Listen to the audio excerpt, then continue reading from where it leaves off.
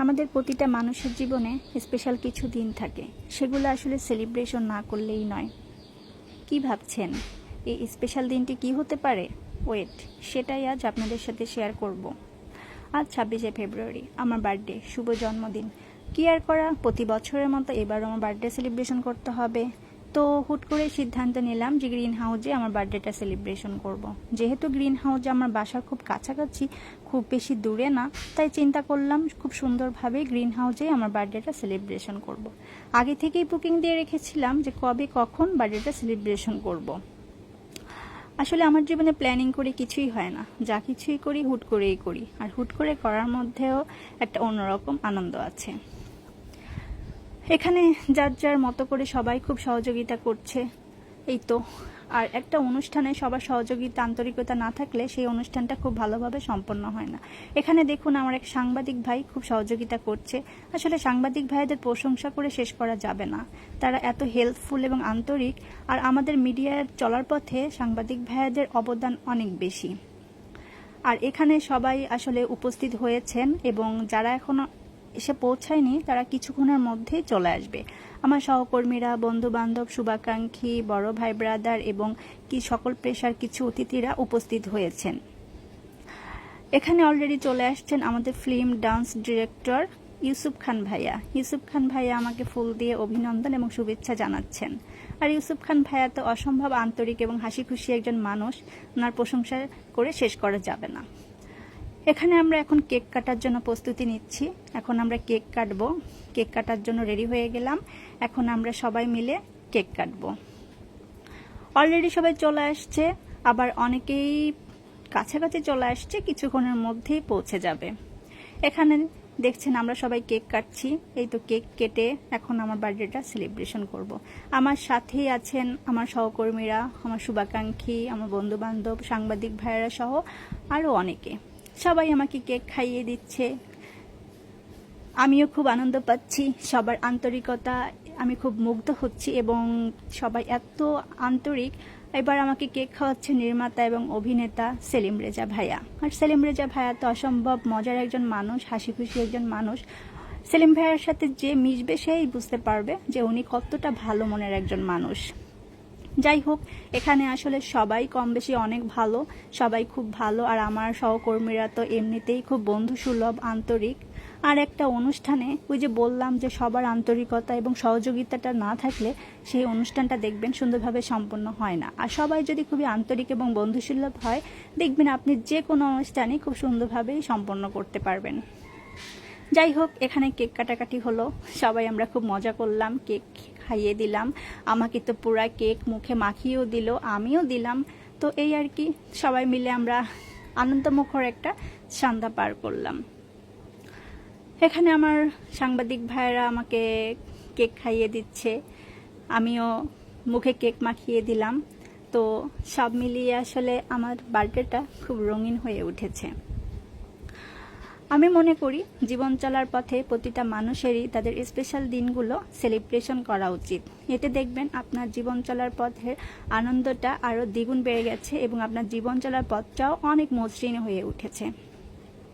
যাই হোক, আমি কেক কাটলাম, ভীষণ আনন্দ পেলাম। এবার আমাদের খাওয়ার পালা। তো কেক কাটার পরে ফটো সেশন করলাম, ভিডিও করলাম, তারপর আড্ডা দিলাম, কেক খেলাম। এরপরে আমরা কেক কাটার পরে সবাই সন্ধ্যার নাস্তার জন্য বসে গেলাম।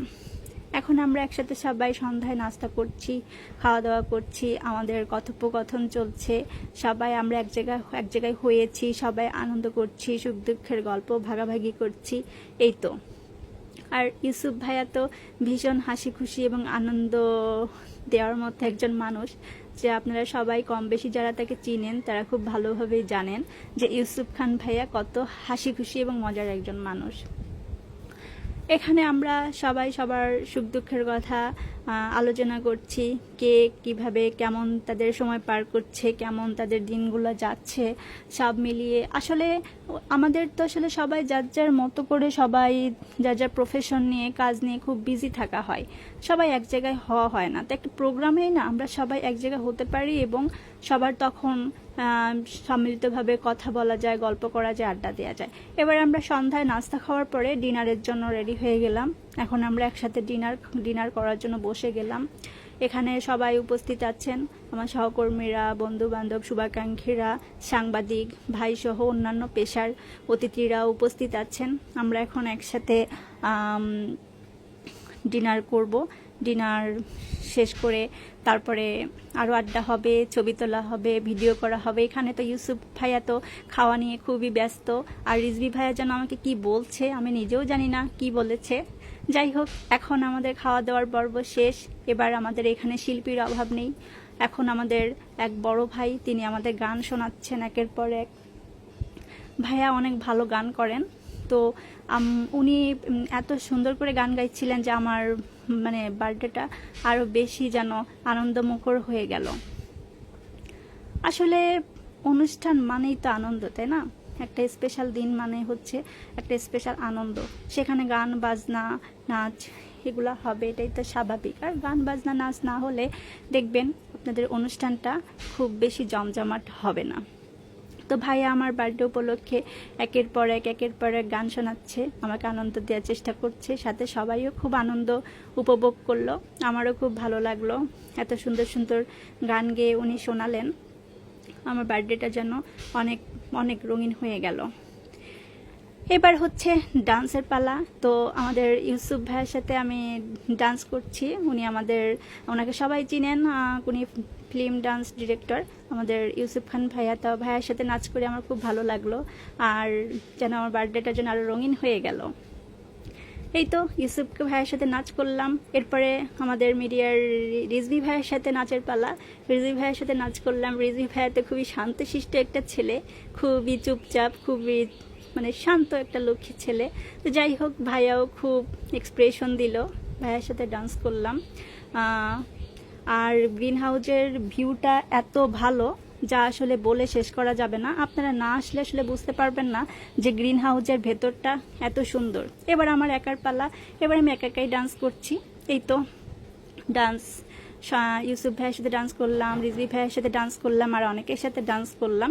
এবার আমি একাই ডান্স করে আমার বার্থডেটা সেলিব্রেশন করব। আর আমার বার্থডে আমি যদি ডান্স না করি তাহলে তো হবেই না।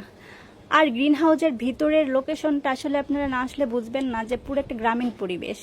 আমি তো ভীষণ ভালো লাগে আমার গ্রিন হাউজের ভিতরে, কারণ ঢাকার মধ্যে এরকম একটা গ্রামীণ পরিবেশ আপনি আর কোথাও পাবেন না। তাই যারা আসেননি তারা খুব দ্রুত চলে আসুন গ্রিন হাউজে, দেখবেন আপনাদের খুব ভালো লাগবে। এবং আপনাদের যে কোনো প্রোগ্রাম, আপনারা যে কোনো অনুষ্ঠান, বার্থডে হোক, মানে যে কোনো অনুষ্ঠান আপনারা গ্রিন হাউজে সেলিব্রেশন করতে পারবেন। আর আমি গ্রিন হাউজে আসলে এখানে বসে ছবি তুলি, ভিডিও করি, কারণ এই জায়গাটা আমার খুব পছন্দের। তো যাই হোক, আজকের ভিডিও এই পর্যন্ত। আমার বার্থডেটা আপনাদের সাথে শেয়ার করলাম, কিভাবে সেলিব্রেশন করেছি সেটা আপনাদের জানালাম। দেখা হবে নেক্সট ভিডিওতে। সবাই ভালো থাকবেন, আল্লাহ হাফেজ।